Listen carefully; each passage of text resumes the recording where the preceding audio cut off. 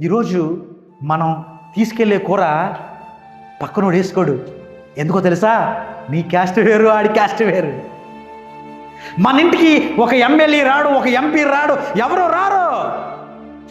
అంతవరకెందుకు, మనకన్నా ఎక్కువ స్థాయిలో ఒక ఇల్లు కట్టుకున్నవాడు మన ఇంటికి వచ్చి నివసించలేడు.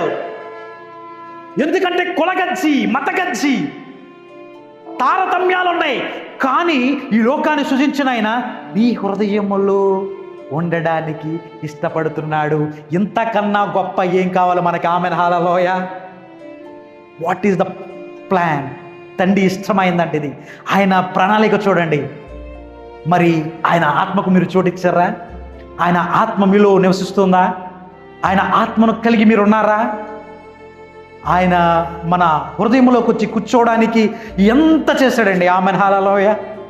ఆయన చూడండి, దాస్యంలో ఉన్నాం, ఇప్పుడు పాప బంధకాల్లో ఉన్నాం మనం ఇప్పుడు. అయితే ఆ పాప బంధకాల నుంచి, ఆ దాస్యత్వం నుంచి మనల్ని ఏం చేశాడు? ఆయన విడిపించాడు.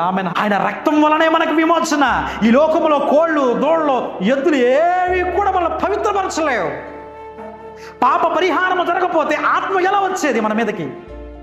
పాత నిబంధనలో కొంతమందికి ఆత్మను అనుగ్రహించాడు దేవుడు. ప్రతి మనుషుని మీద ఆత్మ ఉందా? లేదు, లేదు.